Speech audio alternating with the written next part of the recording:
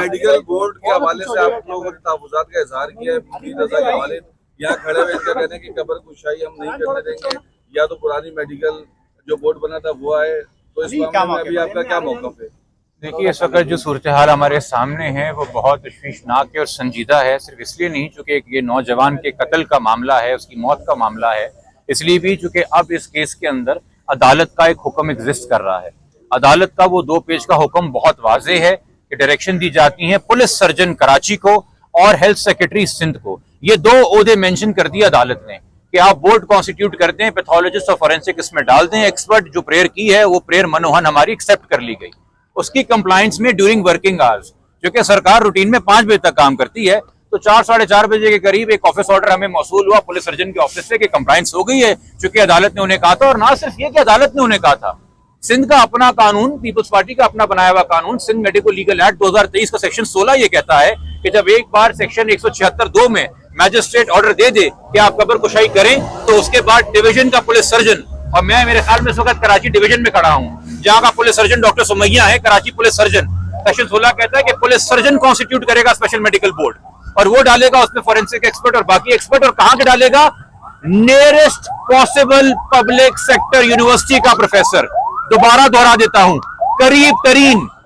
क्या डॉ करीब है और जिना यूनिवर्सिटी करीब है, या लम्स जामशोरो करीब है, या हैदराबाद का कोई कॉलेज करीब है? और कौन है director general health services Hyderabad?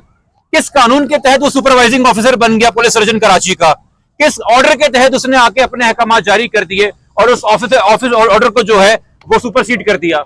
और ये काम कब किया गया? कौन सी उजलत है, कौन सी इमरजेंसी है, किसकी नींदें हराम हो रही हैं कि रात 11-12 बजे जब सरकार का ऑफिशियल वर्किंग आवर्स नहीं है, आप बैठ के रात की तारीकी में एक नोटिफिकेशन निकालते हैं इस उम्मीद में कि वालिदैन को पता नहीं चलेगा और हम सुबह सरप्राइज अटैक करेंगे। दिन में हम कोई और टीम दिखाएंगे, कोई और डॉक्टर्स का तारुफ देंगे, उनके ऊपर भरोसा दिलाएंगे, और रात के अंधेरे में टीम चेंज करके सुबह एक और टीम के साथ नमोदार हो जाएंगे। और हम चेहरे तो नहीं पहचानते कि भाई कौन डॉक्टर कौन है, तो कौन आके अंदर मुआयना कर रहा है। ये मैं मशकूर हूं मीडिया के दोस्तों का, ये आपके तवज्जो से हमें पता चल रहा है कि सरकार क्या गुल खिला रही है, पुलिस क्या हिकमत अमली अपना रही है, और कैसे बार बार इस खदशे को, एक बाप है उसकी जवान औलाद चली गई, बड़ी तशद्दुद हालत के अंदर मिली, बड़ी मस्तशुदा हालत में मिली, उसके मुंह से पहला जुमला निकलेगा मेरे बेटे का कत्ल हुआ है, ये साजिश है, इसके अंदर कोई इन्फ्लुएंशियल आदमी शामिल है। ये जुमले आपने कई वालिदैन से सुने हैं माजी में भी, जिनकी जवान औलादें गई हैं। तो ये जुमला आपने सुन लिया अमीर हुसैन साहब से भी, आपने सुन लिया मरियम भाभी से भी, आपने सुन लिया मकतूल के वालिदैन से, और आपने कहा यार वालिदैन ऐसी बातें करते हैं। मगर तब से लेके अब तक अपने सामने रखे मीडिया, और मैं आवाम से सवाल करता हूं, अपने सामने रखे पुलिस का कंडक्ट। 8 दिन लगे, आईओ ने राब्ता नहीं किया बयान लेने के लिए मुद्दई का। जब हमने कल कोर्ट में प्रेस कॉन्फ्रेंस की तो आईओ को होश आया। 8 दिन लगे, वो मौके का फर्द बनाने नहीं आए, उसके कमरे का मुआयना करने नहीं आए, जहां वो कह रहे हैं कि इतना सारा जो पैसा वो दबा हुआ है। सडनली वो जगह जहां एक एक गमला हटाया गया, जहां घास काटी गई, जहां सफाई की गई, वहां 8 दिन कोई खोल नहीं मिला। जैसी अदालत से रुजू किया वहां से खोल निकल आया। कुछ घंटों में खबर है कि बंदूक भी मिल गई वहां पे। और आप फिर ये बैठ के मेडिकल बोर्ड चेंज कर देते।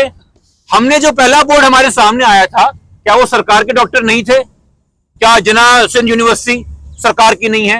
क्या डॉ सरकार की नहीं है? हम क्या प्राइवेट बंदे नॉमिनेट करके लेके आए थे? तो जवाब दें कि क्या खामी थी उन डॉक्टरों में जिनको पहले नॉमिनेट किया था और निकाल दिया, और क्या खूबी है उन डॉक्टरों में जिनको बाद में डाला है? ये कब्र कुशाई है, किसी की लाश का मजाक नहीं है।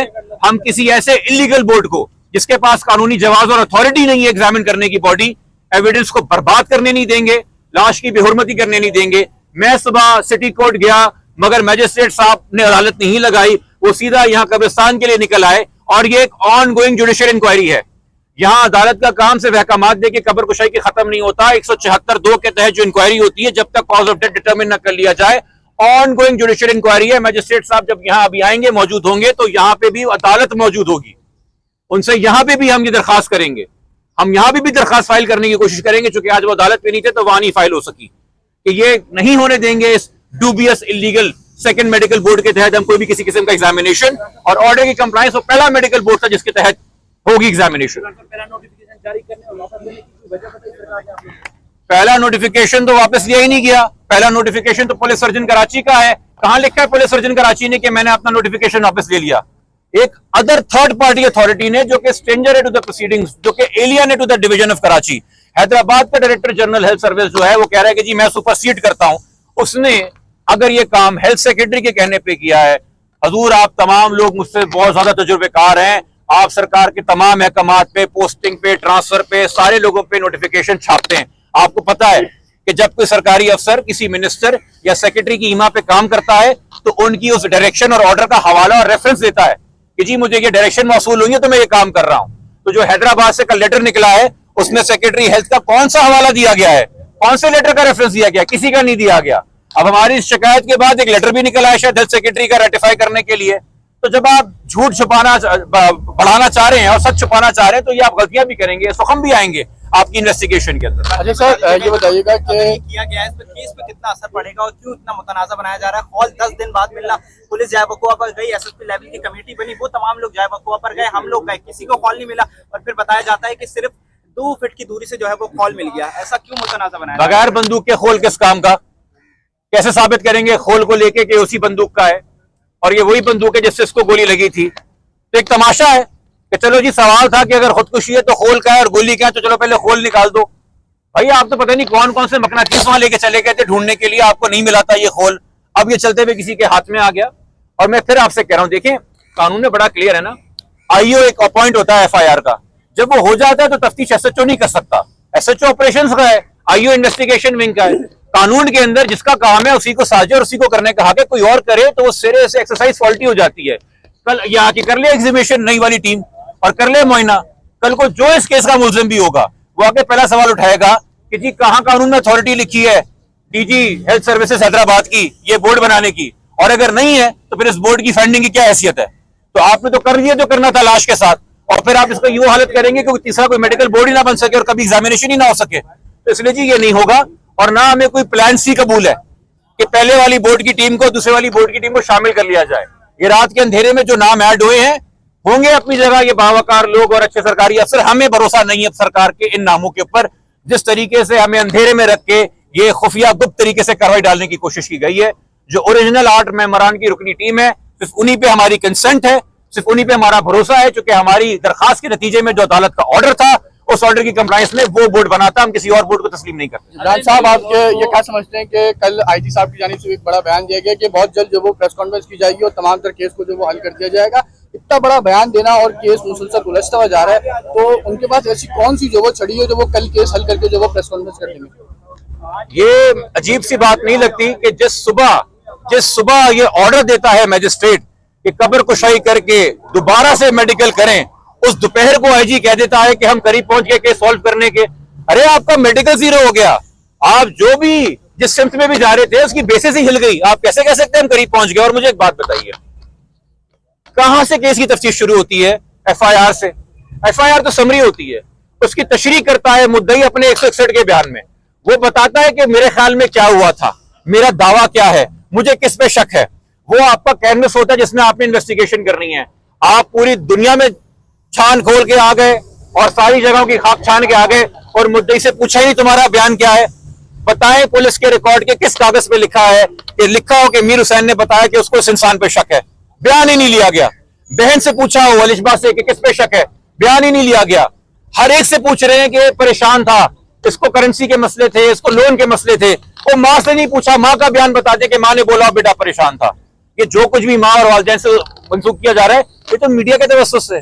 और मुझे बता दें यहाँ पे कोई भी एक एंकर कि जितनी बार आप गए हो वालिदैन से बात करने की, एक बार भी वालिदैन ने मना किया बात करने से आपसे, तो क्या ये पुलिस को मना करेंगे बात करने से? पुलिस दिलचस्पी नहीं रखती नजर आती। तो देखिए, किसी वसवसे पे नहीं, किसी सुनी सुनाई पे नहीं, किसी उड़ती खबर पे नहीं, किसी क्लिक बेट पे नहीं, कोई ट्रेंड या वायरल करने के लिए नहीं कि बस चलते रहे मुजाहरे और होता रहे प्रोटेस्ट और हम ले खबरों के अंदर। पुलिस के अपने रवैये ने, अपने इकदाम ने, अपने सस्पिशियस बिहेवियर ने, जो पहले दिन से वालिदैन जो नौहल वालिदैन बात करता है, मगर इस केस में सच होती नजर आ रही है कि इस केस के कत्ल में कुछ ऐसे लोग शामिल हैं जो इतना असर रसूख रखते हैं कि रात के 12 बजे सिंध हुकूमत की मिनिस्ट्रियां हिलती हैं, कराची डिवीजन क्या हैदराबाद से ऑर्डर निकलते हैं और आईजी दबाव डालते हैं कि नहीं चेंज करो, दूसरे डॉक्टर लेके आओ। किसकी मां पे कर रहे हैं? ये उस एक डॉक्टर उसामा को तो बचाने के लिए नहीं हो रहा जिसने पहले मेडिकल फॉल्टी रिपोर्ट दी थी, ये उसको बचाने के लिए नहीं हो रहा जिसने लाश का मुआयना किया है, ये अब उसको बचाने के लिए हो रहा है, जिसकी वजह से वो जीता जागता हंसता खेलता जिंदगी से भरपूर नौजवान एक लाश बन गया। दोनों मेडिकल बोर्ड को मिलाकर एक नया मेडिकल बोर्ड अगर तश्कील कर दिया जाता है तो क्या उस पर आप ट्रस्ट रखते हैं? दूसरी बात ये कि ये क्यों इतनी इसमें चेंजिंग की जा रही है, क्या समझते हैं, क्या ऐसा मामला है इसके पीछे? अगर तो ये मामला खुदकुशी है तो इसको पुलिस डिक्लेयर क्यों नहीं कर देती है? Director general health services Hyderabad, वो डायरेक्टर जनरल एक अटैचमेंट ऑफिस है, सिर्फ जनरल एडमिनिस्ट्रेटिव काम देखने के लिए कि पब्लिक हेल्थ फैसिलिटीज कैसे मैनेज होती हैं। एग्जीम्यूशन के मामले में और मेडिको लीगल एग्जामिनेशन के मामले के अंदर सो कोई अथॉरिटी नहीं है। तो मुझे ये सवाल आप मुझसे ना करें जी, ये सवाल आप करें अब, छोड़ दें मिनिस्टर्स वगैरह को, सेक्रेटरियों को। मुराद अली शाह साहब से सवाल कीजिए क्या हो रहा है आपकी हुकूमत के अंदर। क्या बतौर सिंध के चीफ एग्जीक्यूटिव आप ओनरशिप लेते हैं कि रात की तारीकी में क्या काम किए गए? जिस ऑर्डर के ऊपर आपके अपने सेक्रेटरी के सिग्नेचर नहीं है, मिनिस्टर के सिग्नेचर नहीं है, डीजी बैठ के हैदराबाद से ऑर्डर निकाल रहा है। क्या आप पुलिस की इन्वेस्टिगेशन के, पुलिस के बयान के हम करीब पहुंच के तफ्तीश के ओनरशिप लेते? जवाब दें बिलावल भुट्टो साहब, जो हर वक्त दस देते हैं कि पाकिस्तान के हर कोने से बंदा इलाज करने आता है तो कराची आता है, मगर कराची के नौजवान की बॉडी को एग्जामिन करना है तो डॉक्टर ढूंढने आप जामशरो हैदराबाद चले जाते हो। कौन यहाँ पे कराची वाला है जो आज तक अपने किसी बीमार को इलाज के लिए हैदराबाद लेके गया हो? आपके कई जानने वाले होंगे जो हैदराबाद से कराची इलाज के लिए आए हैं। क्या मजाक बना रहे हैं आप? कोई ओहदा नहीं है डॉ का, JSMU का, या फारिग हो गए सारे पब्लिक सेक्टर यूनिवर्सिटीज। अजीब मजाक। एक केस को जिसको नॉर्मल रूटीन में तफ्तीश होनी चाहिए थी, कोर्ट में उसकी पैरवी होनी चाहिए थी, उसको आपने अपने इक़दामात की वजह से एक सियासी मसला बना दिया। और हम मजबूर हो गए हैं कि हम इस केस की पैरवी मीडिया के सामने भी करें। Thank you.